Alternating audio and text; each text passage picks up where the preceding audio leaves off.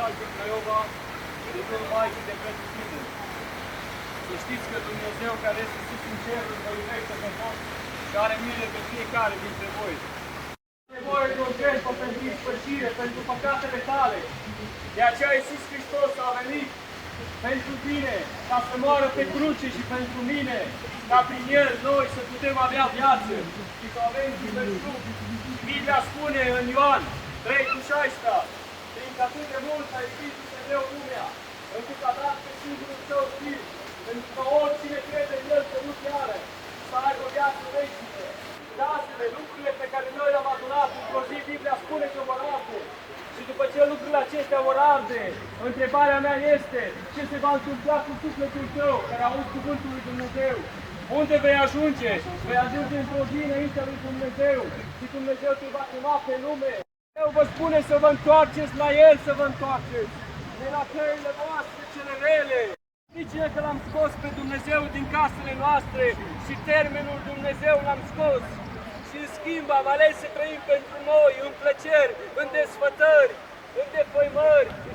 Și ușor, ușor, cuvântul lui Dumnezeu a fost scos din casele noastre. Și Dumnezeu te va judeca și te va chema la judecată. Aleluia! Și Biblia spune că la sfârșit, după ce vei pleca de pe acest pământ, te vei întâlni cu Creatorul și El te va trage la socoteală pentru orice lucru. Depresivă sau depresiv, să știi că acel lucru și în spatele lui există un demon, un drac. Biblia ne vorbește despre el și este Satana care ți-a furat pacea. Este Satana care nu-ți dă pace noaptea când vrei să dormi. Este cel rău care vine la nivelul minții tale și îți vorbește și tu crezi că e un timp, o șoapte, dar este un demon, un drac.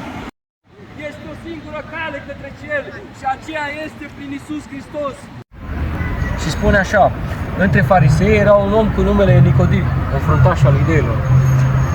Acesta a venit la Iisus noaptea. Deci moare omul, trupul se duce în pământ, Dumnezeu judecă sufletul.